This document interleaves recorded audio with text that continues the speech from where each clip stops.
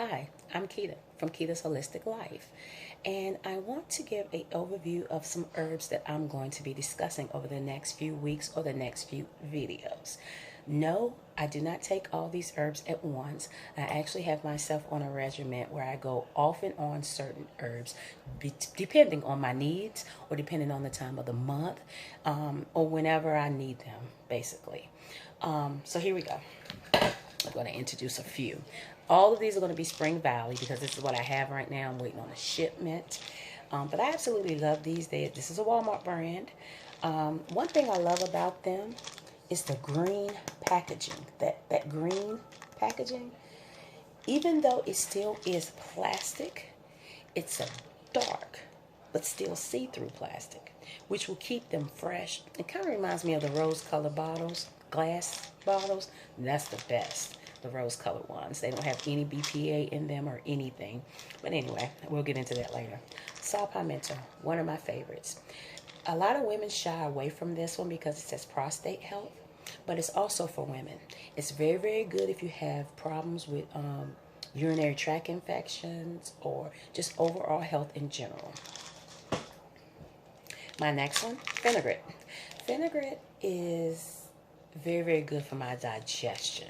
I find that when I use this, I have no problem with stomach aches, no issues. And actually, this one is very, very good for women because it keeps those cramps down during that time of the month. Absolutely great. I love that.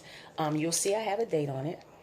I always date mine when I first buy them so I can remember when I bought them, when I started them, and also, you know, for when I need to stop, because I do some herbs maybe a couple of weeks and then I'll stop and then I'll do another, and we'll get into that later.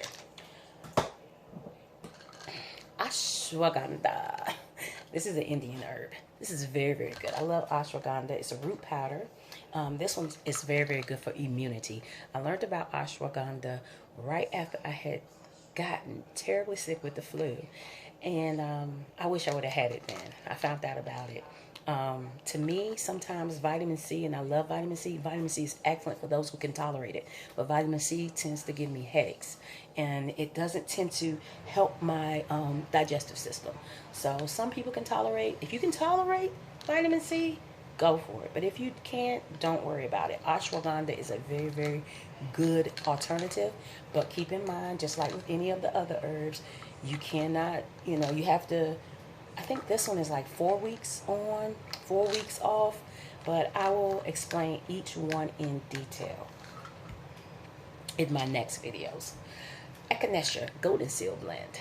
This is like, if you have any infections, any pains from infections, this bad boy is better than any antibiotic that I can think of, especially for toothaches.